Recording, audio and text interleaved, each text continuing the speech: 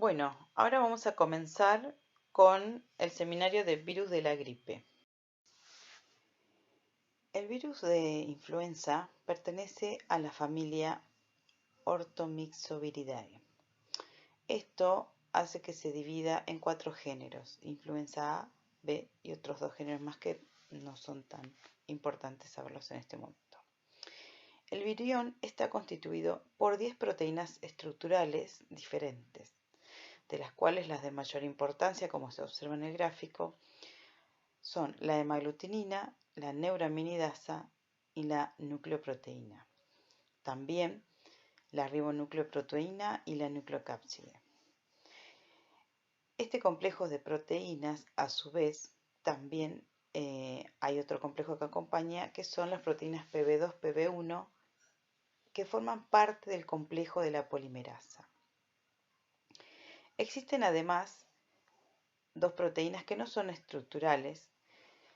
De ellas, la NS1 solo se detecta en células infectadas. Sin embargo, la NS2 se ha identificado recientemente asociada a M1. Cuando hablamos de el virus de influenza, están descritos 15 subtipos de proteínas de hemaglutinina y neuraminidasa. La proteína hemaglutinina es el principal antígeno del virus, con el cual va a ir dirigida la respuesta inmune neutralizante. Esto me va a dar como resultado anticuerpos protectores. Además, su variabilidad antigénica, que se traduce en la aparición de nuevas cepas, es lo que lo convierte en el principal factor desencadenante de epidemias y pandemias. La neuraminidasa es importante como antígeno también, aunque los anticuerpos antineuraminidasa no son neutralizantes salvo en altas concentraciones. Sin embargo, reducen tanto el título de virus como las lesiones en pulmón. Su variabilidad genética es alta y una de las características de este virus es su genoma de tipo ARN. Esto le confiere una variabilidad genética y antigénica, lo que me va a dar como resultado una infección que generalmente sabemos, ya por experiencia en el 2009, produce brotes epidémicos y en ese caso fue pandémico.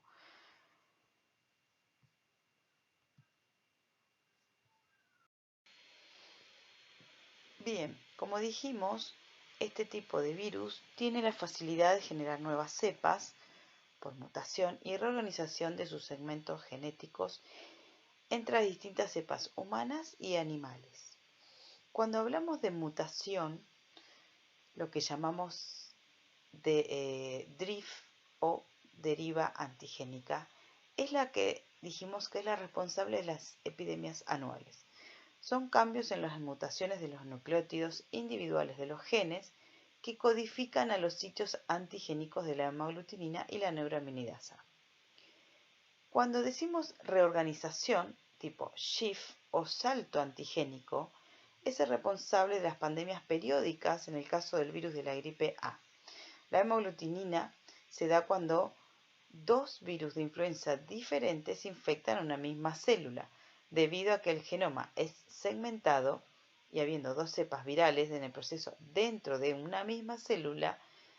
Esto es relativamente frecuente y produce la introducción genómica en la cápside del virus que antes no correspondía. Por lo tanto, este tipo de proteínas de superficie, como hablamos la hemaglutinina en el neuraminidasa, le confiere una clasificación. Por ejemplo, H1N1, H3N2, H5N1 y así sucesivamente. Una de sus características más importantes es que son pleomorfos, son esféricos. La envoltura, como dijimos, tienen estas proteínas como la hemaglutinina, la neuraminidasa, la proteína de membrana que se designa con la letra M, M2, y en la cara interna está revestida por la proteína de matriz que se designa con las siglas M1. El genoma de los virus de la gripe A y B tiene 8 segmentos en su nucleocápside helicoidal y hay un ARN en sentido negativo unido a una nucleoproteína y transcriptasa, por la cual va a facilitar el ingreso a la célula y comenzar su replicación. La gripe es la infección vírica más frecuente y significativa. Si hablamos un poquito de historia, uno de los momentos más relevantes se produjeron en el 1918, donde existió la gripe llamada española, que causó aproximadamente más de 10 millones de muertes en todo el mundo, y se estima que este número podía ser incluso mayor. Por eso es un virus que tiene un comportamiento epidémico y pandémico, tiene una estacionalidad, generalmente circula en los meses invernales o en temporada de lluvias en los países subtropicales. En Argentina sabemos que existe un sistema de vigilancia epidemiológica a través del cual se encarga de hacer la vigilancia de todos los rescates virológicos, haciendo su tipificación y su documentación. Como podemos observar en este gráfico, gracias a nuestra vigilancia epidemiológica, se va documentando el rescate viral de acuerdo a las semanas epidemiológicas y la frecuencia de cada virus. Esto, como dije, es a través del Sistema de Vigilancia Nacional, el SISA, y es lo que llamamos un corredor endémico a través de cada semana epidemiológica. La curva de distintos colores me habla de las distintas frecuencias. Fíjense que en los meses invernales es donde hay mayor número de casos y es lo que llamamos un brote.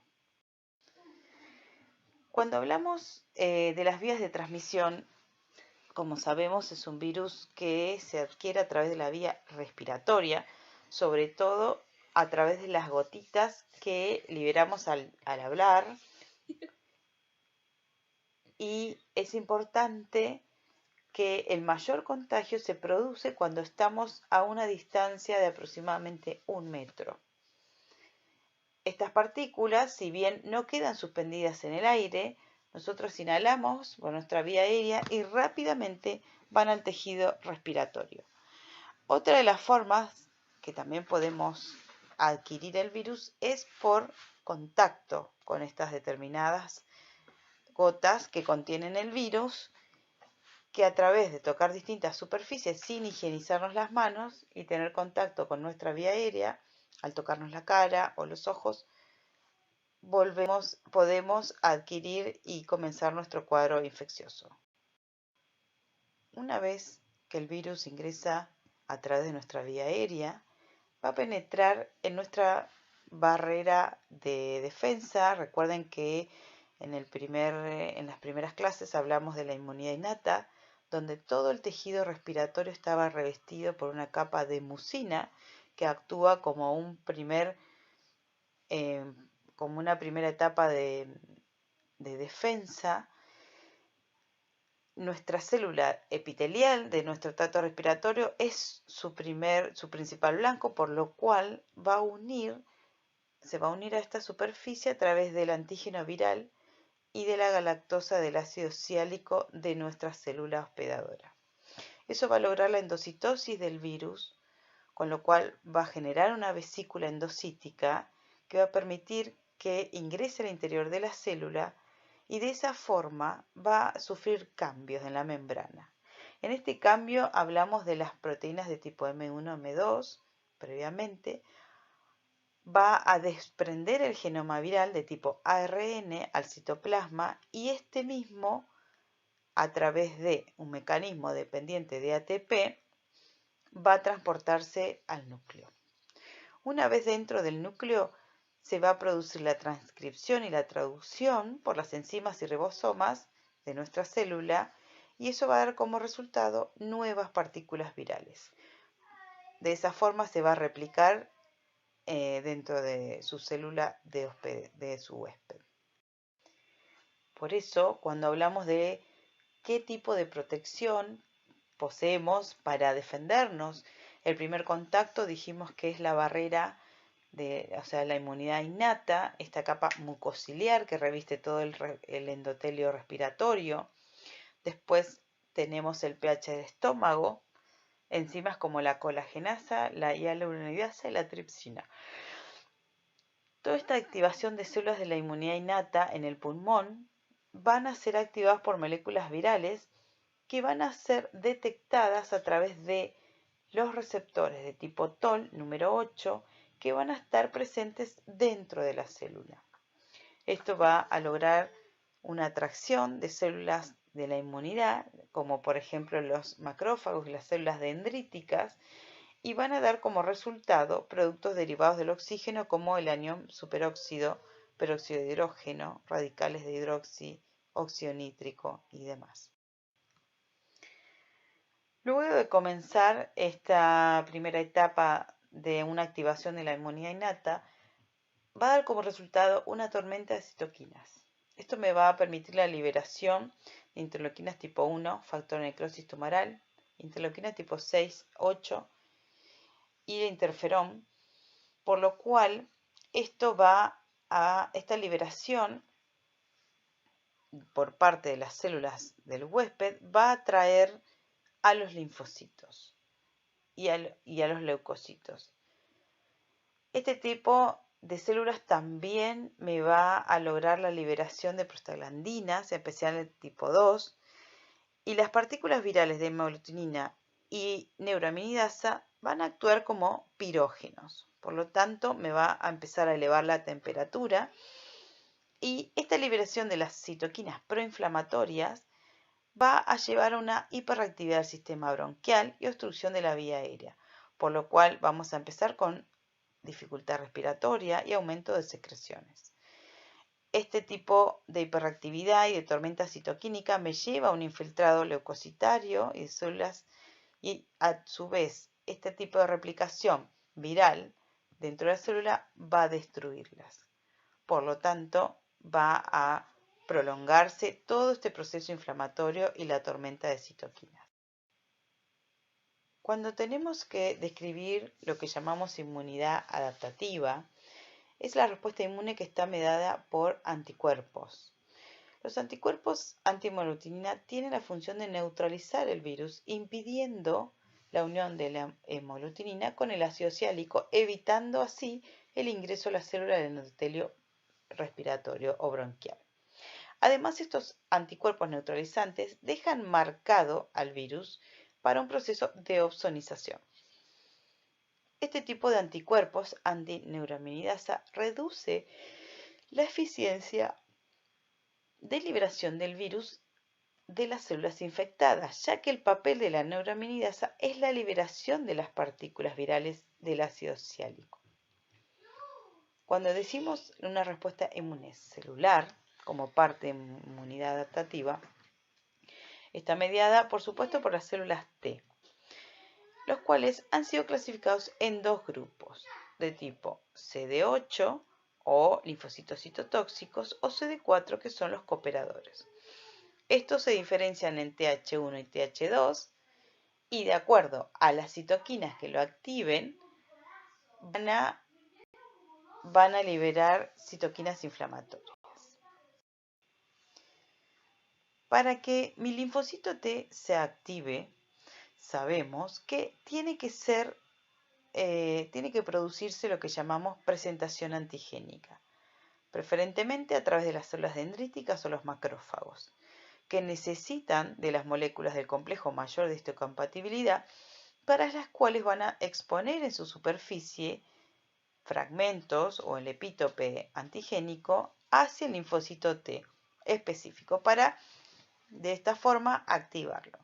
Una vez que se produce esta presentación antigénica, va a activar, proliferar y van a migrar hacia los ganglios linfáticos de los pulmones para poder destruir a las células infectadas.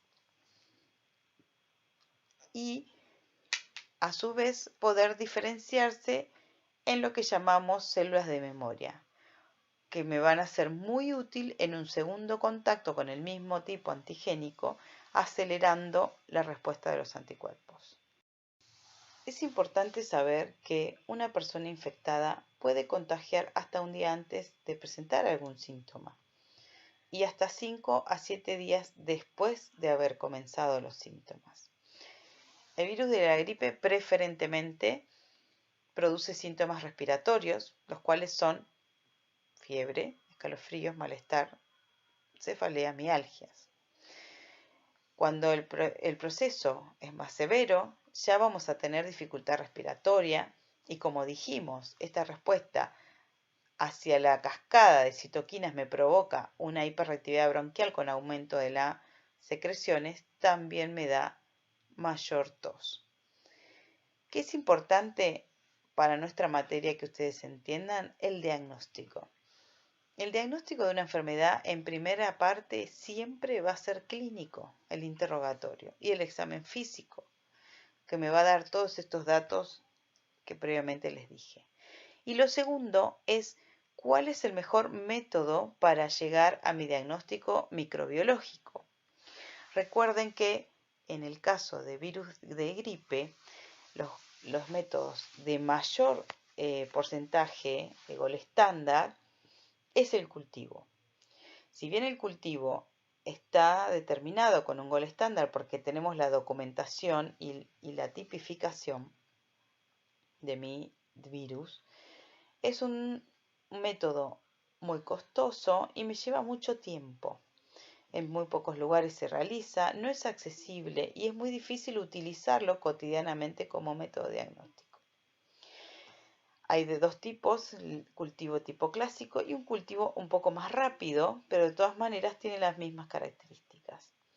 Sin embargo, lo más accesible y útil y rápido, que también tiene buenos resultados, es la detección del antígeno por inmunofluorescencia o a través de el método directo de tipo real-time o PCR.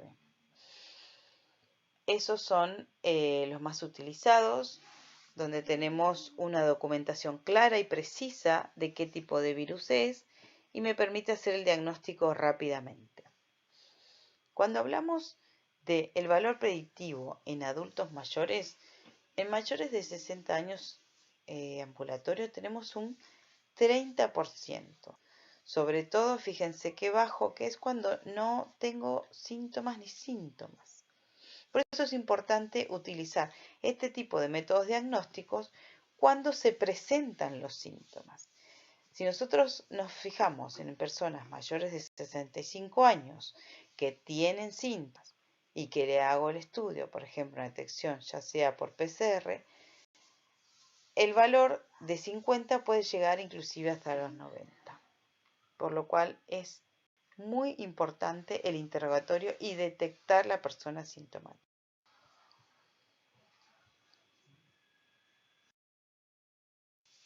¿Cuáles son los puntos de prevención? Dijimos que es importante cubrirse la nariz y la boca al toser, así evito la dispersión de las gotas de secreciones respiratorias que puedan contener el virus, lavarse las manos frecuentemente para evitar contraer el virus a través de superficies contaminadas, evitar lugares concurridos con poca distancia y poca ventilación, evitar saludar de mano o de beso cuando esté uno enfermo y por supuesto concurrir rápidamente a un servicio de salud evitando la automedicación.